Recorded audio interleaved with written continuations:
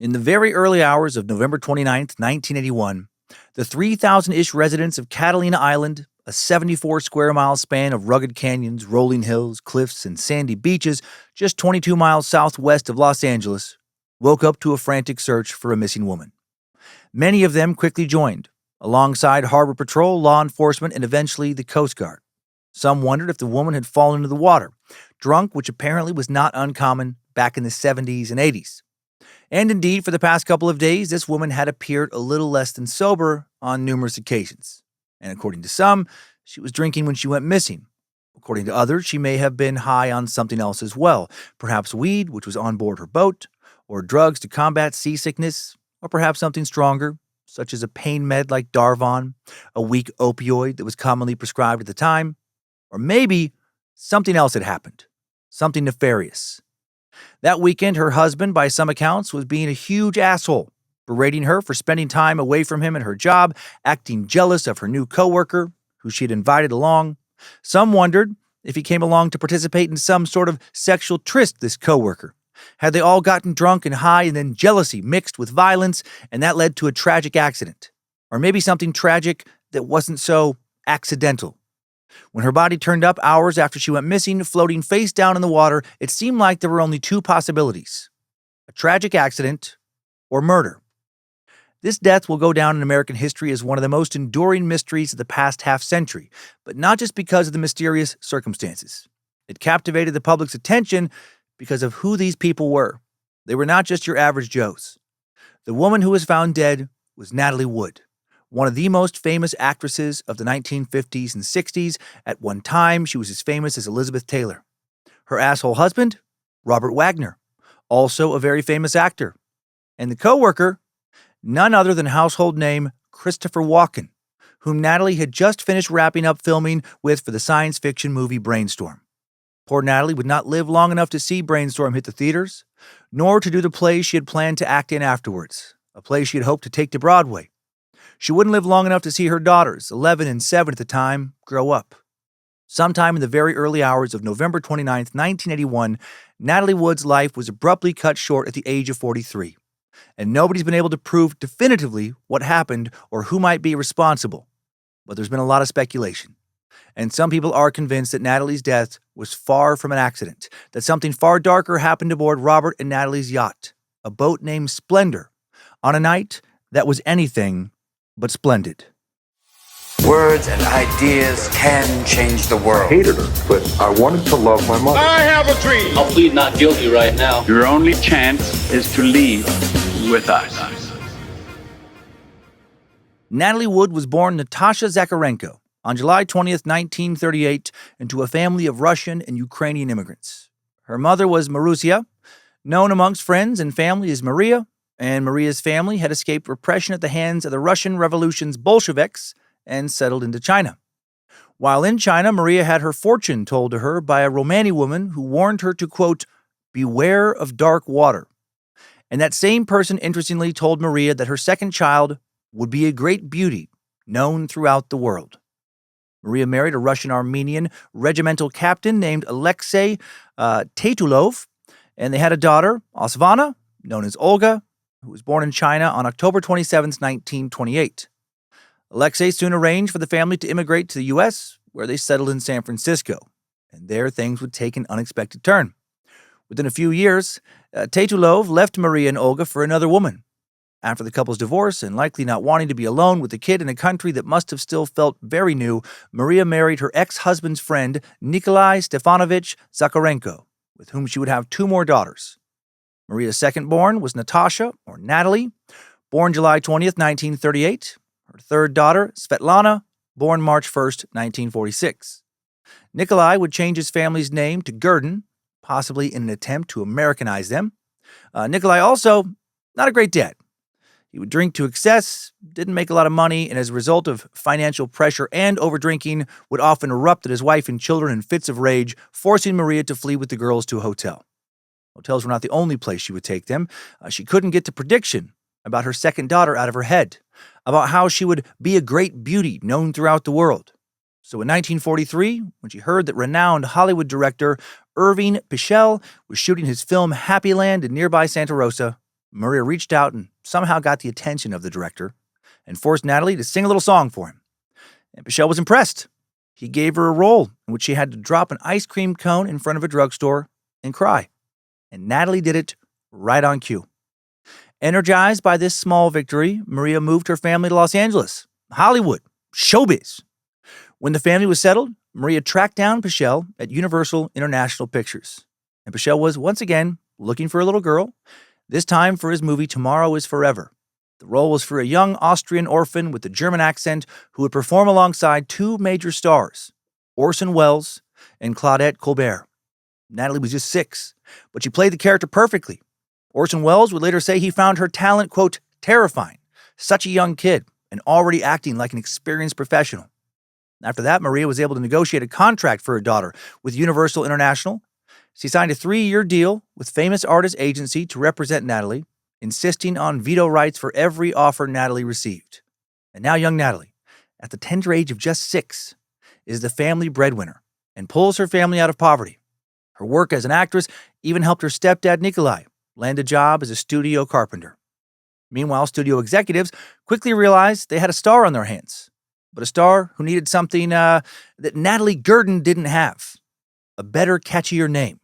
So they chose Wood for her. And while Natalie didn't like the name, she did as she was told. She would do a lot as she was told as a child actor. Following Tomorrow, young Natalie was cast opposite another big star, Maureen O'Hara, to play Susan Walker, the little girl who didn't believe in Santa, in the low-budget 20th Century Fox film you've probably heard of, Miracle on 34th Street, filmed in 1947. It would become Natalie's first classic film, and it would launch her into the spotlight. By the time Natalie was 8, Maria rescinded her contract with Universal and instructed Famous Artists to commence negotiations for a new contract with 20th Century Fox. Soon, little Natalie had a 7-year deal with Fox, including an agreement to pay her mom, Maria, for answering Natalie's fan mail, which was apparently a full-time job, which speaks to how well-known she was. Natalie went on to appear in a full 21 films during this contract, starring in a variety of films with Hollywood icons like James Stewart, Fred MacMurray, Bette Davis, and Joan Blondell. Following this contract, teen Natalie would now try to shed her cute little kid child star image. Not an easy thing to do. Child stars almost never translate to adult success in Hollywood. But in 1955, Natalie, now 16, was given the opportunity to star in Rebel Without a Cause, a drama about juvenile delinquency and teenage alienation. And Natalie would co-star, along with Dennis Hopper and James Dean. Her family, agent, and others actually weren't happy about this controversial role as Judy, a rebellious teenager who falls in love with James Dean's bad boy character. It was the first role that Natalie fought for, that she actually chose for herself, now that she was almost a legal adult, and she was able to override the decisions of those around her who were trying to stop her from taking this role. She was not a little kid anymore, and her decision paid off big time. The film was a huge sensation, received 3 Academy Award nominations, including one for Natalie for Best Actress. And with that came a lot of new attention, specifically a lot of new male attention. Older married stars like Frank Sinatra, that fucking dirtbag who was 40 years old, were trying to get in this teenager's pants. Older film execs went after her too, and she allegedly had an affair with a 43-year-old director of Rebel Without a Cause, Nicholas Ray. They would meet secretly at the Chateau Marmont, just off of Sunset Boulevard. She was also dating her co-star in Rebel, Dennis Hopper, who was actually age-appropriate at 19. According to her sister Lana, Natalie was also brutally raped for hours by a well-known older star who led her on by telling her that he would get her a role in one of his films. It was so bad the injuries from the assault required medical attention, and young Natalie, afraid for her career and afraid of this man, kept it quiet. Much later, after her and the actor's death, her younger sister Lana would reveal who allegedly did this. It was Kirk Douglas. Hollywood has preyed on young starlets in the most disgusting ways for so long, since the very beginning. The Me Too movement, when it finally came along, long overdue. A lot of predators still roaming around the Hollywood hills, I imagine. I hope a lot more finally get their due. But back to the 1950s. Around this time, Natalie met an actor who was a known Hollywood playboy who was 8 years her senior, Robert Wagner. Or rather, she re-met him. Wagner had actually been her celebrity crush ever since she'd run into him on a studio lot when she was 11. Robert, known by his friends as RJ, born in 1930 in Michigan, was 19 or so when they met for that first time. He was the only child of wealthy socialite parents, and when Robert was 7, his parents had moved the family to California and settled in the bougie little enclave of Bel Air. There at the country club, Wagner would caddy for celebrities like Cary Grant, Fred Astaire, and Clark Gable, Hollywood's most suave and magnetic leading men. And he decided he wanted to be just like them. And he was lucky, in the sense that he had the makings to be just like them, or close. He had astounding charm, leading man looks, a beaming smile, and, most importantly, rich parents. If only we could all be so lucky. His dad, through his social connections, managed to secure him a small part in the 1950 production of The Happy Years. After that, Wagner signed with Henry Wilson, an important film and TV agent with a reputation for representing handsome young men like Tab Hunter and Rock Hudson. Wilson got Wagner a contract with 20th Century Fox, and between 1951 and 1957, so from the ages of 21 to 27 or so, Wagner appeared in 19 films. Most of his critical reviews weren't that great, especially when it came to 1954's Prince Valiant, a character Robert had to play in a pageboy wig and a padded body stocking complete with rubber calves. It looked fucking ridiculous. But women and girls loved him. That $3 million CinemaScope epic did all right at the box office, but it was lethal to RJ's budding career as a serious actor. During filming, some method-trained actors at the studio would drop by the set just to laugh at his ridiculous getup, and Dean Martin actually mistook him for Jane Wyman, Academy Award-winning actress and first wife of actor and future President Ronald Reagan, because of that stupid wig. As the years wore on, RJ found that he couldn't make the jump to true Hollywood royalty, at least not on his talent alone. His networking, on the other hand, still meant he was one of Hollywood's most eligible bachelors. And Natalie was one of Hollywood's most, if not the most, eligible bachelorettes. Still, although they were both actors, he and Natalie couldn't have been more different, and it was a surprising pairing to many. Natalie's star was flying way higher than RJ's was at the time, but she was also running around with people, quote, he wouldn't have in his house, according to a mutual friend. He fancied himself a sophisticate, upper class, even if he didn't have the career he wanted, while Natalie didn't care who she hung out with. What was important to her was that she was having a good time. But still, they bonded over something, and that was their mutual love of boats. In fact, the two consummated their relationship during a moonlit sail on Wagner's boat, My Lady. And according to Lana Wood, they continue to celebrate the anniversary of that boat fucking, I guess, every year. Their relationship began on July 20th, 1956, when, at his invitation, Wagner escorted 18-year-old Natalie to the premiere of his most recent film, The Mountain, in which he played the brother of Spencer Tracy's character. But even though they had now started dating, Natalie still hadn't given up on dating other men. She spent 2 days with Elvis in Memphis in November of 1956, but the big star disappointed her. He can sing, she later confided to her sister Lana, but he can't do much else. Perhaps that disappointment led her back to Wagner, because within a few weeks of returning to L.A. on December 6, 1956, in Beverly Hills' chic Romanoff's restaurant, Wagner proposed, handing her a champagne glass with a diamond and pearl engagement ring at the bottom. It was inscribed with the words, "Marry me." Swept off her feet, young Natalie accepted, and the couple married a year later in Arizona, December 28, 1957. Wagner was 27, Natalie was 19.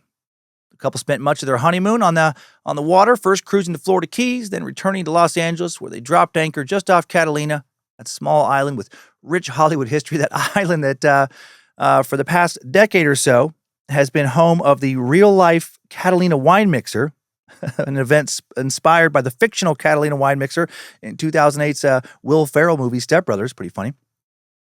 But Catalina, practically an honorary Hollywood set at the time Natalie would go there. Long ago, it had been used by many different Southern California native tribes before being claimed by the first European colonists for the Spanish Empire in 1542. Finally winding up in the hands of the United States in 1848, the island was used for otter hunting and gold digging throughout the 19th century, before successfully being developed into a tourist destination in the 1920s. It immediately became popular amongst the Hollywood elite, who wanted to use the coastal scrub oak woodlands, grasslands, and rocky beaches for film projects. In 1935, Clark Gable had filmed Mutiny on the Bounty in the island's waters.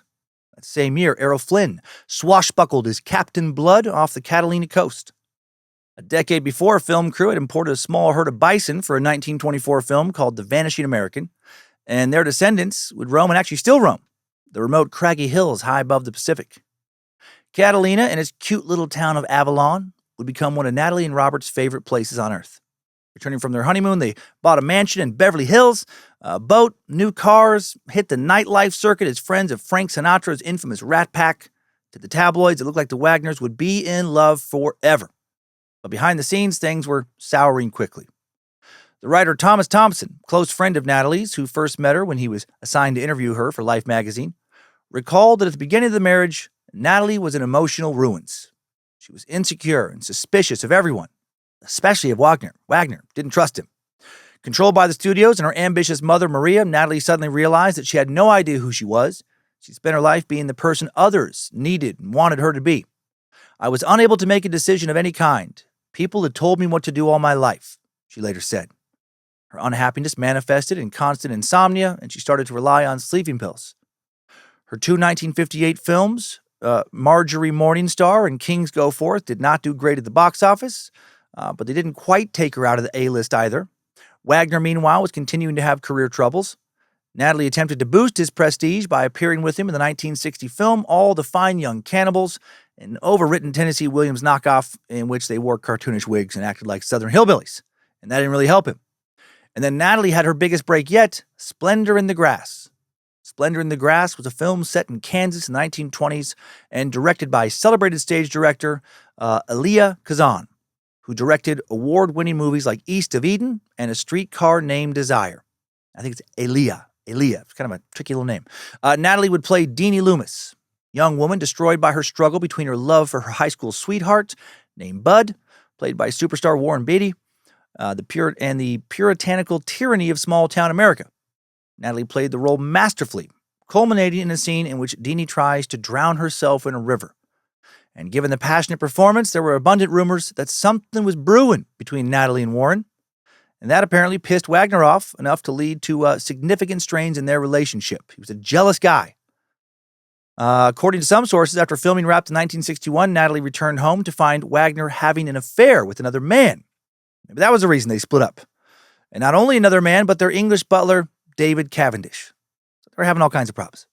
They immediately separated, shocking fans who had long believed in their Hollywood love story. Wagner left for Europe, where he would then appear in 5 films between 1961 and 1966, finally achieving positive critical recognition in one, a supporting role in The Pink Panther. During this period, RJ married the actress Marion Marshall, and the two would have a daughter, Catherine, whom they would call Katie. Natalie, meanwhile, made a string of classic films, including West Side Story and Love with the Proper Stranger. She received 2 more Academy Award nominations, a Golden Globe Award, and the Foreign Press Association's Award for World's Favorite Actress. At the time, she was the youngest actress to have ever received 3 Academy Award nominations.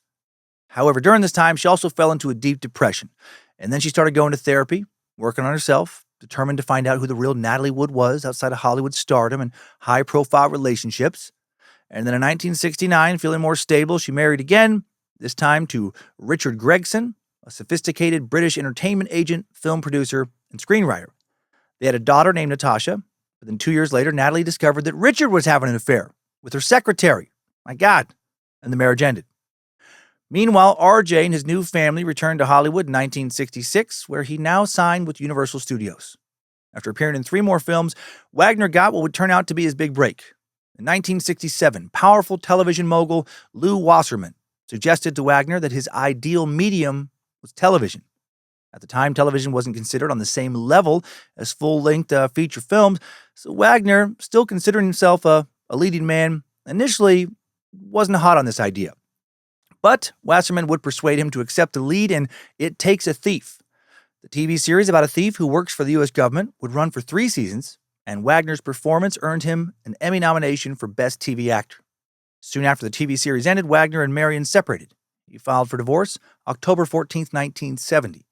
He would then spend most of 1971 absorbed with divorce settlement terms, and by the time the divorce was settled, December 10, 1971, he was casually dating Tina Sinatra, the daughter of his longtime friend and party buddy Frank, who was 18 years younger than him. She was 23, he was 41, and that's fucking weird. It's highly weird. I mean, would you want your 41-year-old drinking buddy dating your 23-year-old daughter? I hope not. Not the worst age gap. She was definitely an adult, but also she'd known him since she was a little kid when he would come over to party with her dad. That to me is so cringe. Robert, while he dated Tina Sinatra, was also almost out of money. The divorce was ruining him financially. But then, Robert and Natalie's mutual friend John Foreman, producer of Butch Cassidy and the Sundance Kid, separately invited RJ and Natalie to the same Hollywood party. Wagner would say that when their eyes met across the room, it was like a, quote, light went on in both of us. Not sure how she could get over his previous affair, but she would. During a cruise around Sardinia, a little while later, Natalie fantasized out loud about a new life with Robert to her big sister Olga. By Christmas of 1971, the two were an item again. Wagner took Christmas presents to Natalie and her daughter Natasha, and later in the month of January, he invited Natalie to his Palm Springs home. He said later when she got off the plane, quote, "It was instant reaction, and before anybody knew it, we fell in love all over again." It was the kind of story that was so perfect it felt made up expressly for the tabloids. The return of old Hollywood glamour in the form of two of its most iconic figures. Added to that, Natalie and RJ knew how to give the public what they wanted, and they chose the 1972 Academy Awards ceremony at the Dorothy Chandler Pavilion to reemerge in public as a romantic couple. To make it official, the couple remarried July 16, 1972, aboard the borrowed yacht Ramblin' Rose, and the two honeymooned at the Paradise Cove estate at the Isthmus on Catalina Island. They then settled in Palm Springs, where they redecorated Wagner's comfortable home. Natalie began focusing on motherhood and put her career to the side, happy to embrace her new role as homemaker. But Wagner's life didn't prove so easy to fit into. He was in an enormous amount of debt, including back taxes, alimony, child support, potential liability for a breach of contract, a case filed by Universal Studios. Natalie would use her money to bail him out, though. First, she'd supported her own family as a kid, and now she's supporting RJ. Then in 1974, she and RJ have a daughter, Courtney. And the following year, 1975, Natalie and Robert acquire a yacht, the Challenger. They decide to rename it in honor of Natalie's hit film Splendor in the Grass, so now it's called Splendor. Included in the deal is a 13-foot dinghy they named Valiant, as a little satirical tribute to Robert's failed movie Prince Valiant.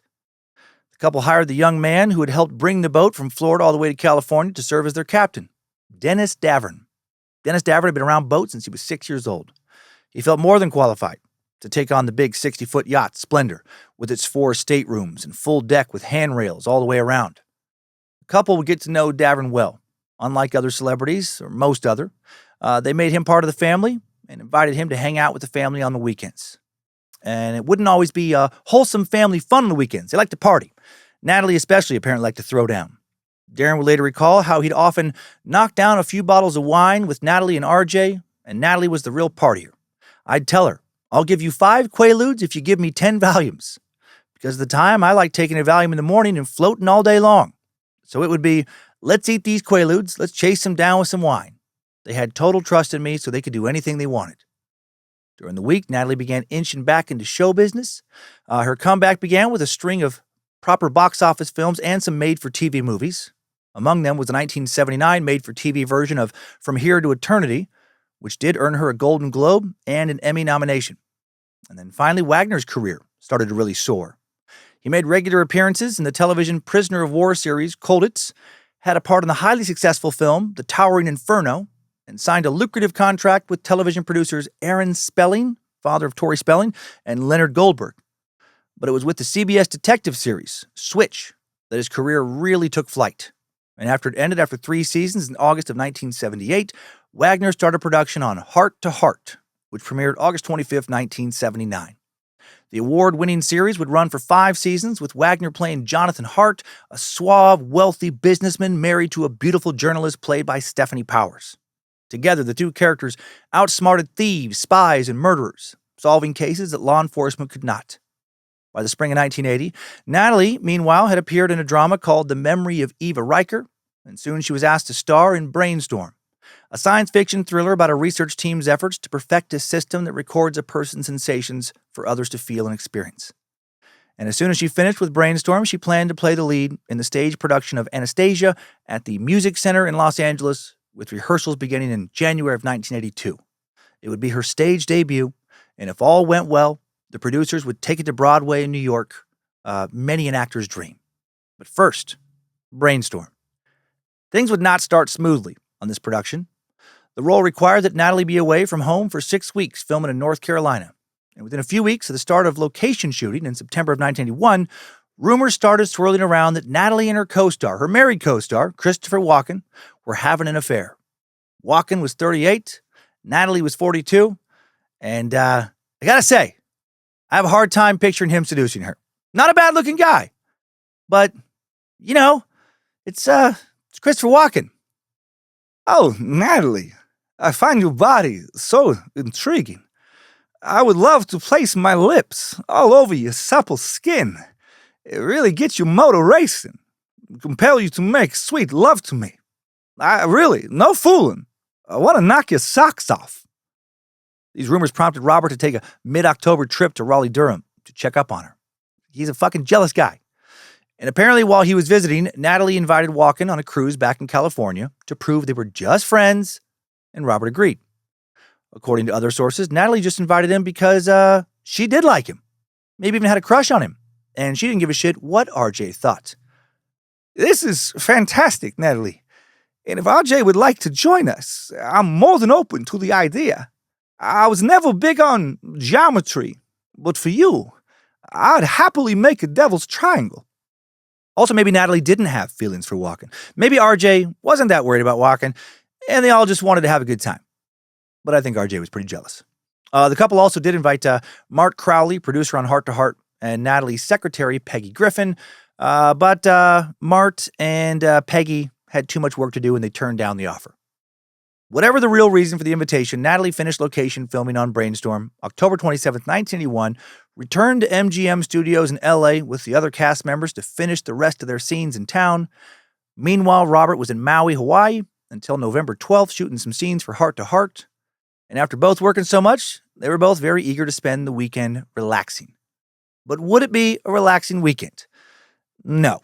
It would be one fraught with a lot of drama. The beginning of the trip was not promising. The Wagners, accompanied by Walken and Dennis Davern, the captain, sailed to Catalina Island, 22 miles off the California coast, leaving around noon on Friday, November 27th, and it was rainy and cold. And though Natalie and Walken began drinking and having a good time, Walken quickly got seasick and then hid out in his cabin for quite a while. The motion of this ocean, I gotta say, not a fan.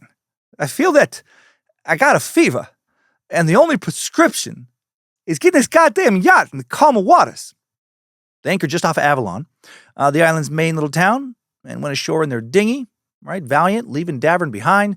The trio then shopped at a number of cute little boutiques, headed for El Galleon, a restaurant facing the harbor that I believe is still there today, it appears. Had a few beers, discussed jokingly how to get one of Avalon's jewelers to lower their prices.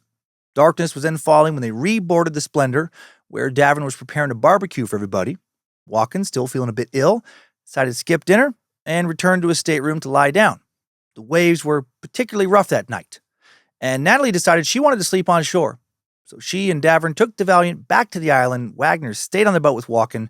On the island, Natalie asked the manager of El Galleon, Paul Reynolds, if she and Davern could use his telephone to call a hotel. Then Natalie asked him if there was a boat returning to the mainland anytime soon. He said there would be a boat at 10 the next morning, and in the meantime, he made arrangements for them to stay at the Pavilion Lodge. By the time they got there, they both appeared very drunk, according to the night manager. The next morning, Natalie once again asked where she could get transportation to the mainland. This time, she asked a day clerk at the hotel, and then Natalie apparently changed her mind. Returned to the yacht, where she made a big meal of huevos rancheros for everybody.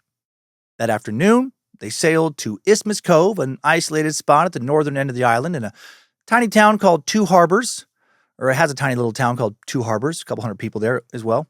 They dined that evening at Doug's Harbor Reef, which was the only restaurant in Two Harbors at the time. Some of the restaurant staff thought the Wagner party was drinking rather heavily. Apparently they consumed 2 bottles of wine, several cocktails, and Walken and Davern split a joint before they came inside. I'm quite fond of this ganja. It's doing a lot to calm my stomach, or at least trick my mind into thinking my stomach's calm. Very happy that Davern brought his devil's lettuce. A friend with weed truly is a friend indeed. Despite all that, Natalie didn't seem to be having fun.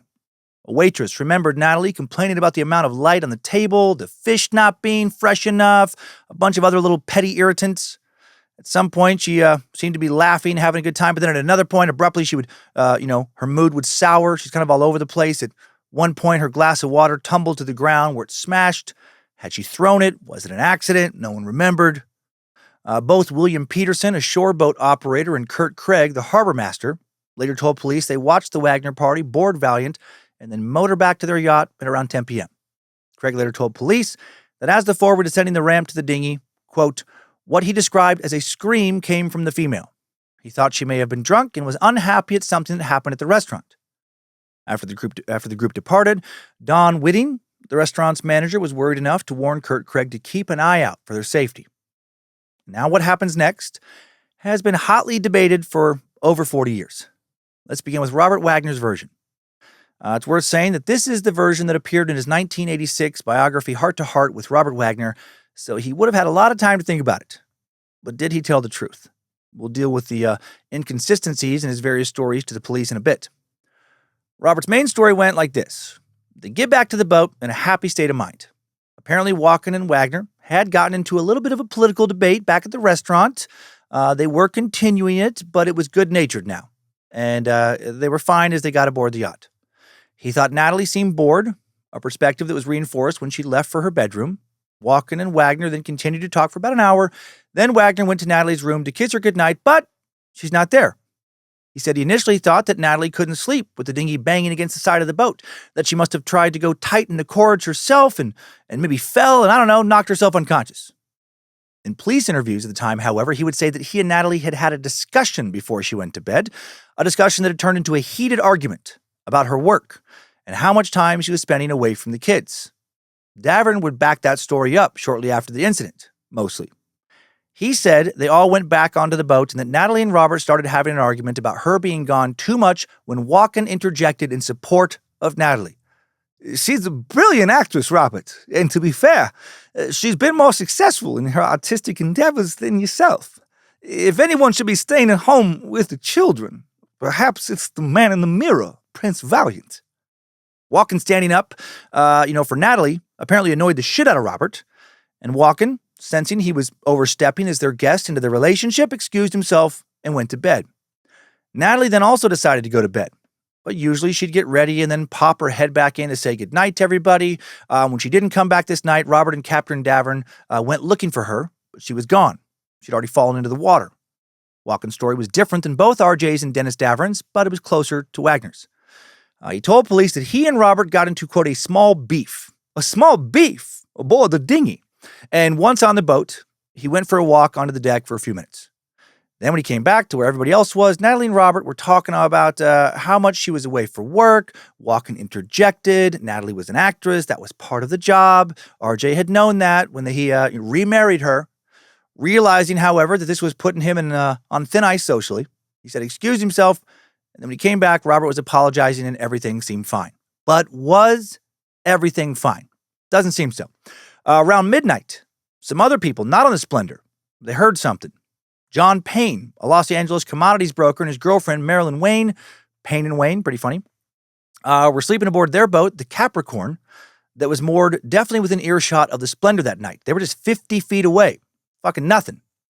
John would tell police that around midnight, he heard a woman clearly yelling, "Help me! Someone please help me!" How suspicious is that? He said that the voice was coming from near the stern of Splendor and Payne believed from someone in a dinghy. He awakened Marilyn Wayne, who now heard the cries too. Then they both heard a man's very drunken voice respond mockingly, "Okay, honey, we'll get you." The couple claimed they hadn't intervened because a loud drunken party was raging at that time on another nearby yacht, and they thought that maybe somebody was just, quote, playing around. If what they are saying there is true, then at least one of the men aboard the Splendor, Robert, Walken, or Davern, knew that Natalie was in trouble and mocked her instead of helped her. Around 1:15 a.m. that morning, Deputy Harbor Master Doug Oden, woken up by Don Whitting, the night manager of Doug's Harbor Reef and Saloon, and Bill Coleman, the restaurant's cook. There had been a ship-to-shore call. Oden and Whitting boated out to the Splendor to talk with the visibly intoxicated and dazed Wagner, who said that Natalie was missing, but discouraged them from talking to the authorities. Suspicious. Said he wanted to keep the search low-key so the media wouldn't pick up on it. Whitting apparently asked if Wagner had any idea where Natalie would take the yacht's dinghy, and Wagner said maybe she went back to the restaurant. But then Davern spoke up. "Boss, do you think she could have gone to the mainland?" And Wagner replied, "Yeah, that's a possibility." The mainland was over 22 miles from the Isthmus Cove, where the Splendor was moored. It seems highly unlikely that Natalie would want to go there in a small dinghy in the dark, especially on choppy water. Then again, she had wanted to sleep on shore the night before, and she was intoxicated. By around 2 a.m, residents and members of the Harbor Patrol were already out looking for Natalie, but they weren't turning up anything because their search had largely been confined to the Isthmus mooring sites, the beach, the tiny community, and dock shoreline, because Wagner had initially said he believed Natalie went back to the restaurant's bar. When nothing turned up, Doug Oden made his call to the Coast Guard, 3:26 a.m., to report a woman missing in a dinghy, then returned to the Harbor Patrol office to initiate further action. First Petty Officer Gallagher took down the report after overhearing radio transmissions from Splendor that the missing woman was none other than Natalie Wood. Gallagher reportedly dispatched the Coast Guard, cutter Point Camden, to the scene, planning for it to arrive around 5:30 a.m. Why such a long wait? This is also something that would puzzle people for a long time. Maybe the fucking Coast Guard boat is a long ways away. Maybe human error, circumstance, deliberate sabotage. We don't know. Meanwhile, Whitting and Coleman, the night manager and the cook, continued the search by expanding to the shoreline outside the cove near Blue Cavern Point, about 2 miles from two harbors where the foursome had had dinner. At precisely 5:15 in the morning, the two men found the yacht's dinghy bumping up against the rocks at Blue Cavern Point. The sheriff's deputy later wrote in his report, "The key was in the ignition, which was in the off position. The gear was in neutral and the oars tied down. It appeared as if the boat had not even been used." In other words, it appeared that the fucking engine had never been fired up, right? The oars weren't using. Very suspicious. It's just floating aimlessly to its current position. It seemed like Natalie had not tried to take it to the shore, either to the island shore or to the mainland shore after all. But nobody could confirm that because there was, very strangely, no sign of Natalie. Oden, back in the Harbor Patrol office, contacted the Sheriff's Department and Baywatch lifeguards, reporting what he believed now was a life or death matter. He also went back to the Splendor to tell Wagner that the dinghy had been found without Natalie in it. Wagner, Davern, and Oden then returned to the pier. According to Oden, that's when Wagner, now, quote, painfully sober, stood forlornly at the rail of the pier, head between his hands, staring at the black water below, and mumbled, "She's terrified of the water. She doesn't even like to swim in the water. It scares her." Is he sincere here, or he's just an actor? Is he putting on a show?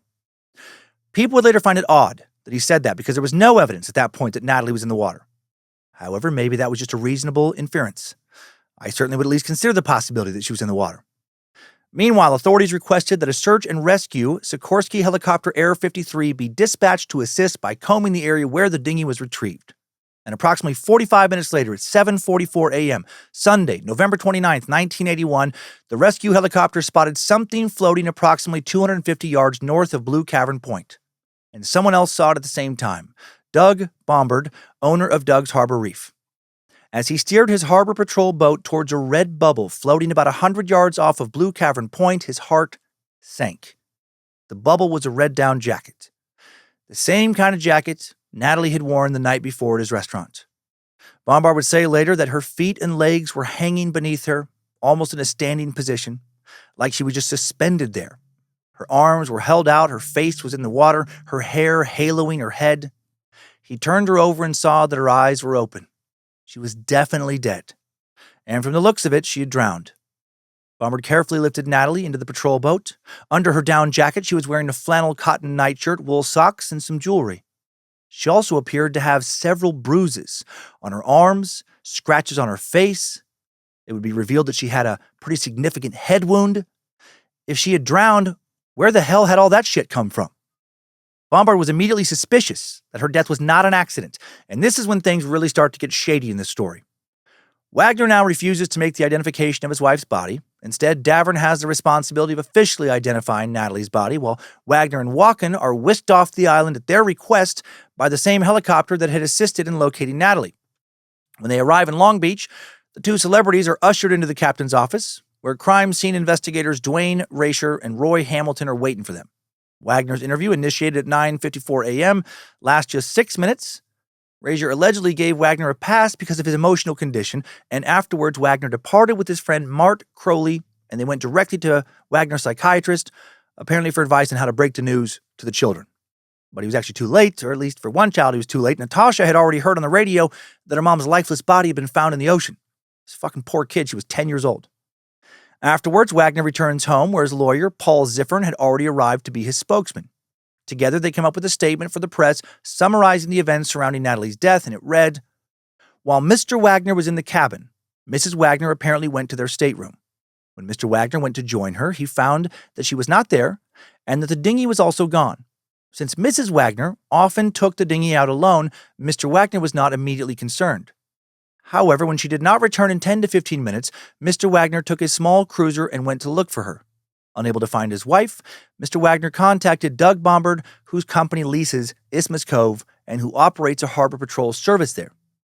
Walken's interview, meanwhile, lasted an indeterminate amount of time, but the brief notes made by law enforcement and the fact that Walken was back on the island being briefed by 10:50 a.m.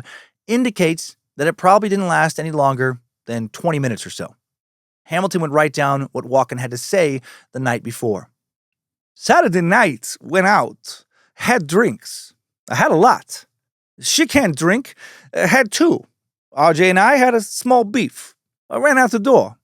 Came back and she went down to her room. RJ and I made up, hugging each other. Didn't hear boats start. I thought she went to bed. She thought we were a bunch of assholes. I think Davin noticed Dinghy gone. We looked for Dinghy, then looked for her."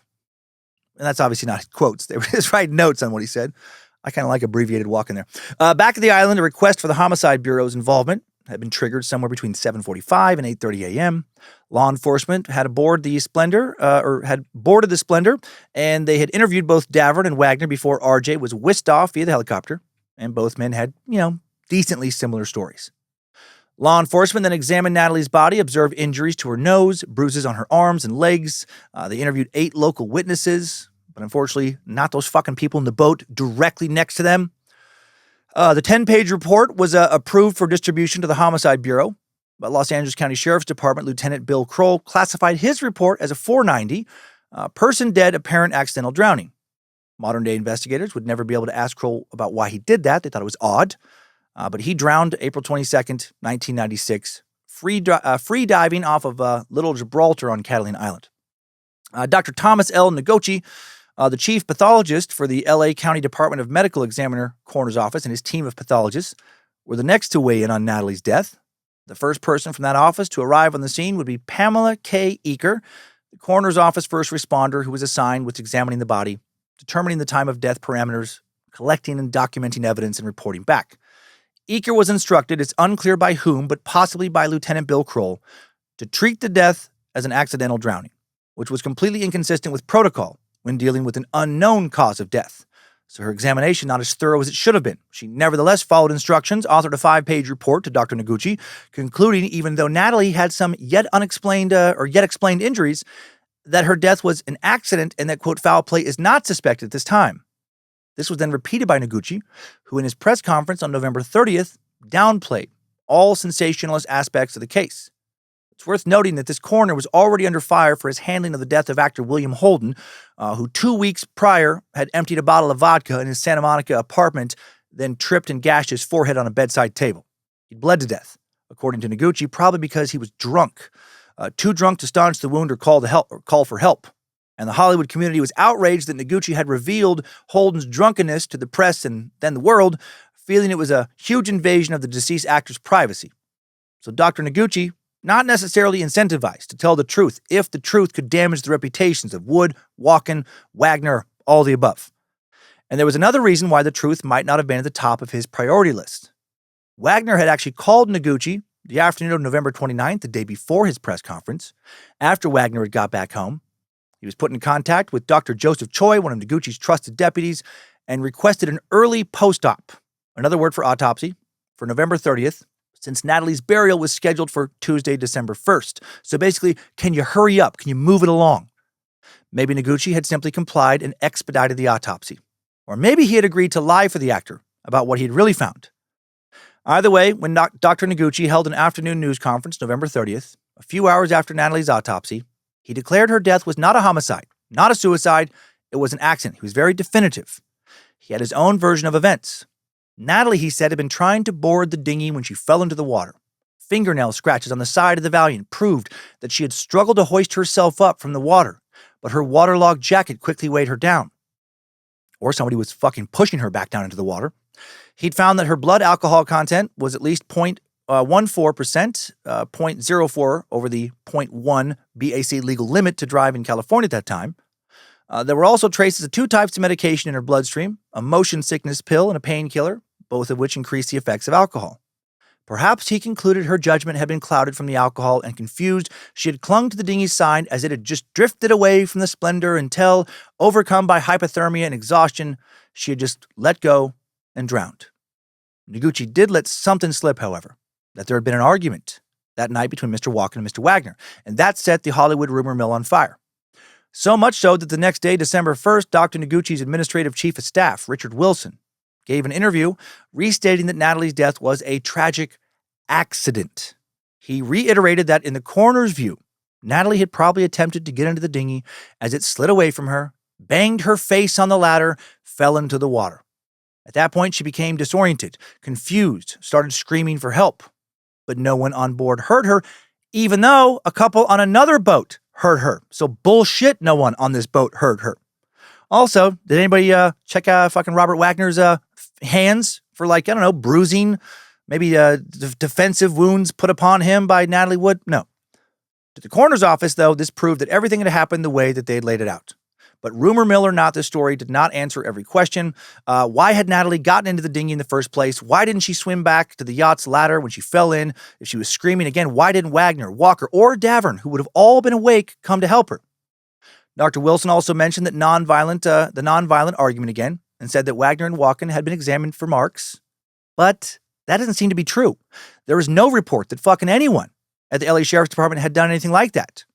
So what's going on there? Then on December 2nd, the Los Angeles Times reported that crime scene investigator Roy Hamilton said there had been no argument between Walken and Wagner. I think Dr. Noguchi was juicing it up a bit, he stated, even though he himself had written it down that Wagner and Walken had a small beef. So what the fuck is going on here? This was starting to look less and less like a random accident and more like an intentional cover-up. But covering up what?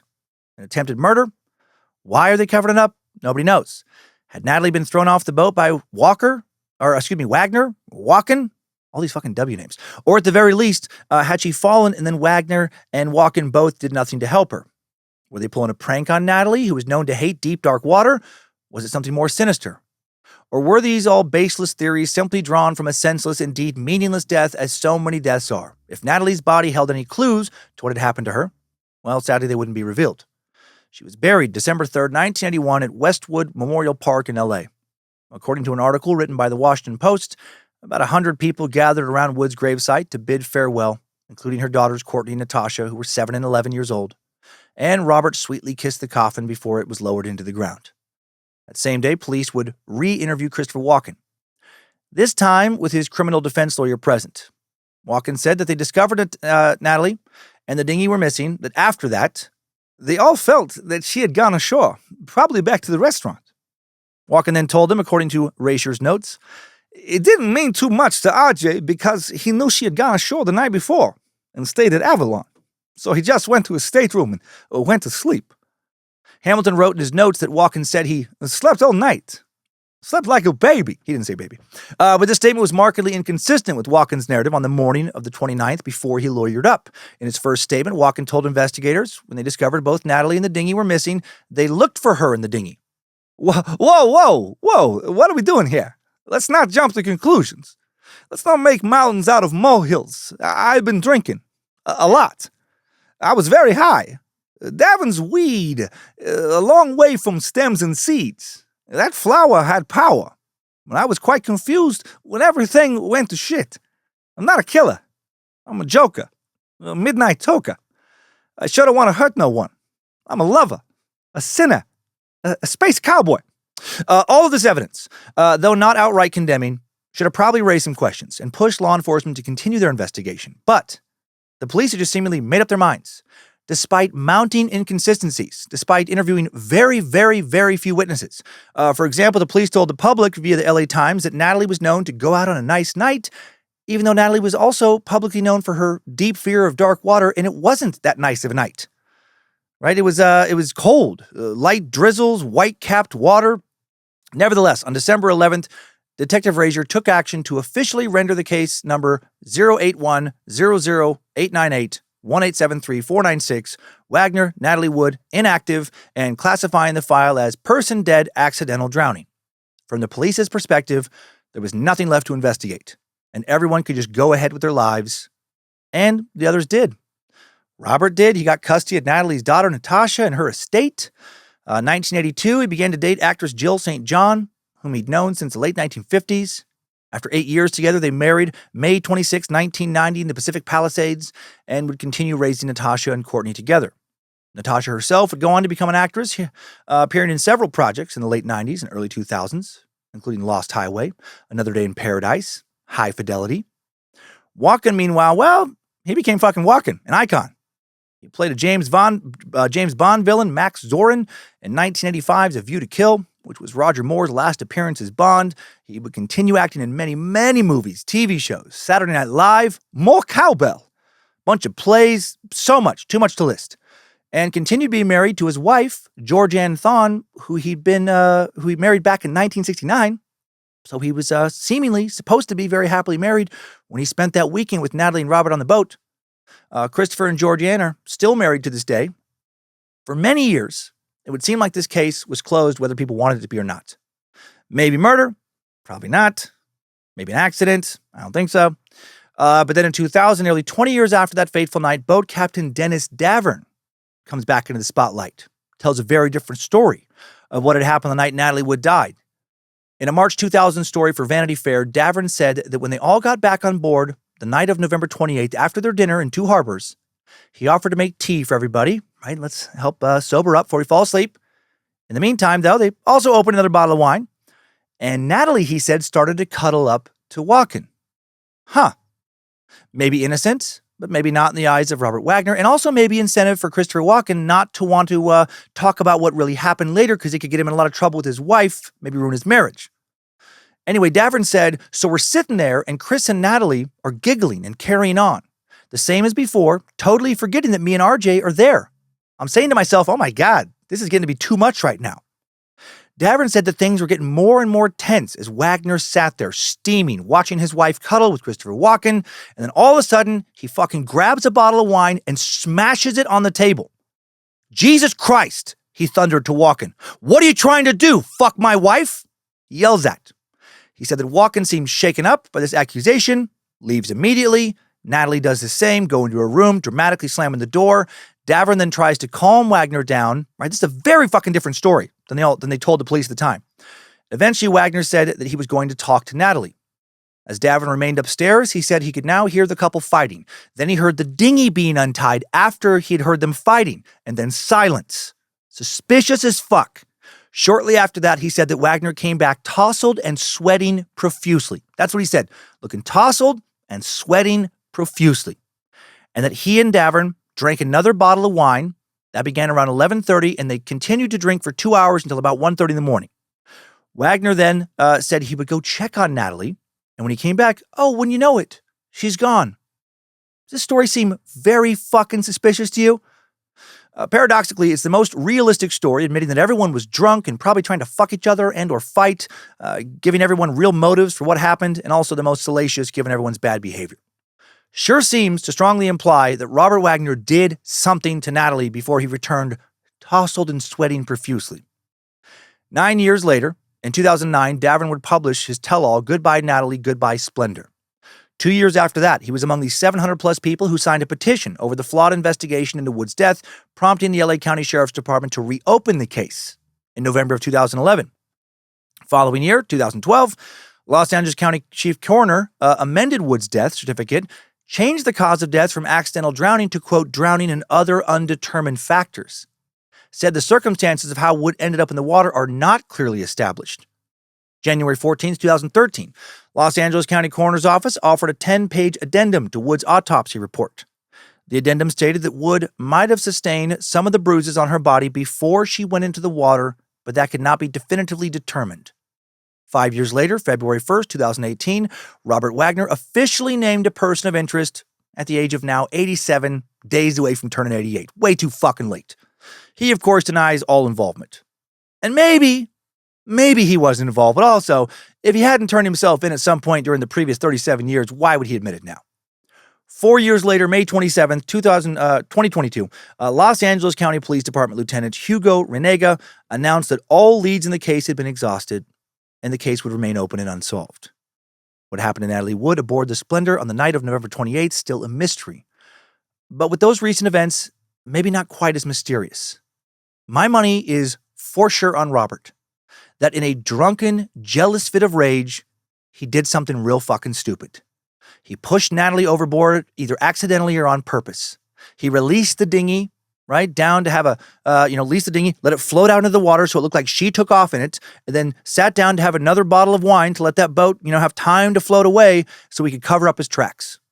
There's more evidence that he was involved. In March of 2020, Suzanne Finstad, best-selling author, lawyer, investigative journalist, wrote an article for Vanity Fair about all of this. She definitely believes that, seems to me, she definitely believes that Robert killed her. She said a confidential source told her that Walken told a friend that he had seen Robert push Natalie the night she died. And that Davern, when he didn't think cameras were still rolling when they were recording his interview for his March 2000 Vanity Fair piece, also stated he saw Robert get physical with Natalie and push her the night she died. And Dr. Michael Franco, a family medicine specialist in L.A. who was an intern at the L.A. coroner's office when Natalie Wood's body was flown to L.A. County, said he observed himself what he was certain was critical physical evidence on Natalie's body that established that her death was a homicide. That's his words. What Franco observed and found suspicious were bruises on Natalie's anterior thighs and shins, bruises he described as friction burns. He told Suzanne what struck him as wrong. He said, I remember the striations were in the opposite direction of somebody trying to get onto a boat. It was almost like somebody being pushed off. And because of the significant amount of bruising in the lower anterior thighs and shins, that's what caught my attention. She would have had to have been pushed forcefully off, or there was a force that was pulling her off or something. The amount of noticeable bruising to the thigh shouldn't have been there. Franco took this up with Dr. Noguchi, telling Suzanne, I mentioned to him the abrasions on Natalie. I told him I was having trouble understanding them. I said they seemed to be in the opposite direction of what one would expect as to her cause of death. I remember when I told him who I was, he hesitantly stopped doing what he was doing, looked up at me, nodded his head, didn't say anything, continued doing what he'd been doing, and then said, some things are best left unsaid. Damn.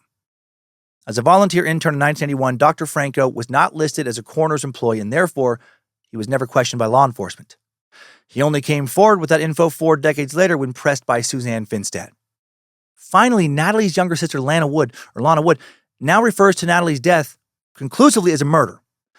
She's reported that a few days after Natalie drowned, Guy McElwain, her sister's powerful Hollywood agent, dropped by to see her. He had just been to RJ's house, and he said that RJ had told him what really happened the night on board, or the night on the boat. And then he said, quote, I would tell you, but I don't trust you. And she asked, what do you mean? And he said, well, someday you're going to say something, and I don't want RJ hurt. Nobody needs to be hurt anymore.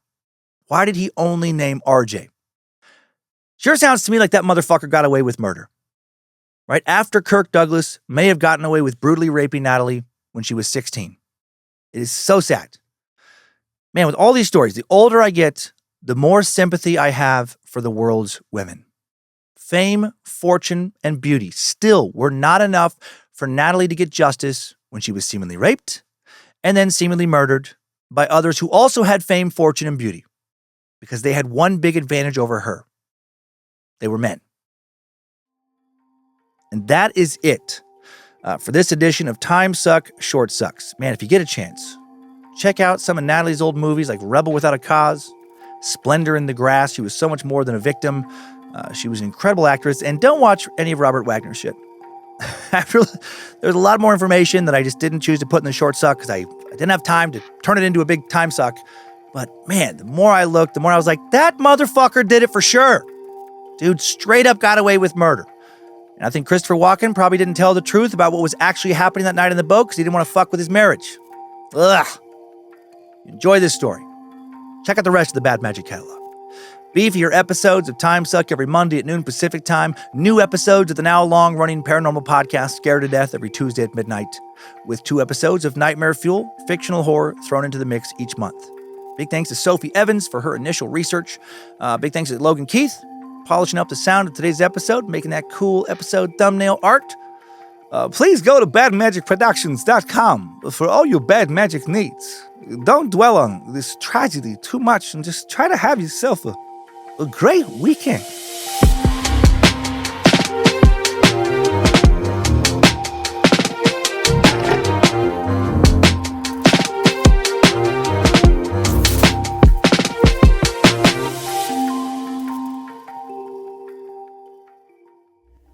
Bad Magic Productions.